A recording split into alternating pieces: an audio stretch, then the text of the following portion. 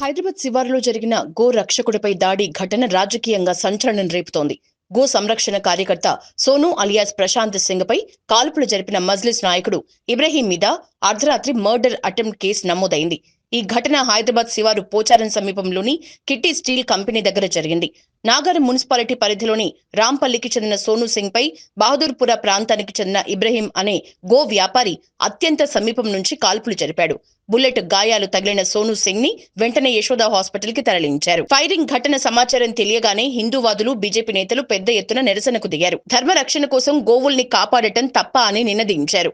భారత్ మాతాకి జై అంటూ నినాదాలతో నిరసనలు హోరెత్తించారు.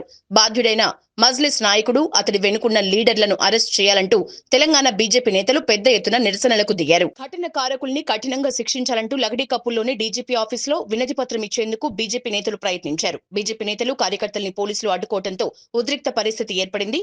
డీజీపీ ఆఫీస్ వద్ద రాష్ట్ర బీజేపీ అధ్యక్షుడు ఎన్ రామచంద్రరావును పోలీసులు బలవంతంగా అరెస్టు చేసి పోలీస్ వ్యాన్ లో తరలించారు. తెలంగాణలో కాంగ్రెస్ ప్రభుత్వం అణచివేత ధోరణి ప్రదర్శిస్తోందని రామచంద్రరావు ఫైర్ అయ్యారు. సీఎం రేవంత్ రెడ్డి తన తప్పు సరిదిద్దుకుని బాధ్యుల్ని కఠినంగా శిక్షించాలని డిమాండ్ చేశారు నేతలు. అటు యశోద హాస్పిటల్లో బాధితుల్ని కేంద్ర మంత్రి బండి సంజయ్, ఎంపీ లక్ష్మణ్ పరామర్శించారు. జరిగిన ఘటన వివరాలను తెలుసుకున్నారు.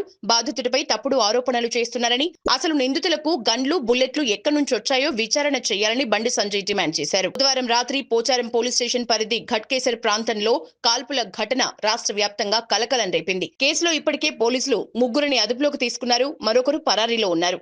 కాల్పుల కేసుకు సంబంధించి పూర్తి స్థాయిలో దర్యాప్తు చేస్తున్నామంటున్నారు పోలీసులు.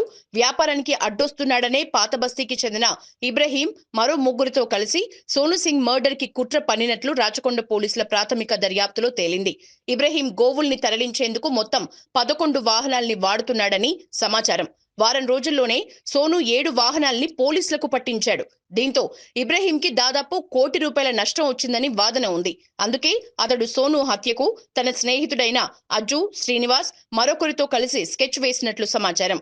గోవుల తరలింపు సమాచారం ఉందని చెప్పి సోనును ఘట్కేసర్ ప్రాంతానికి పిలిపించి కాల్పులు జరిపారని తేలింది.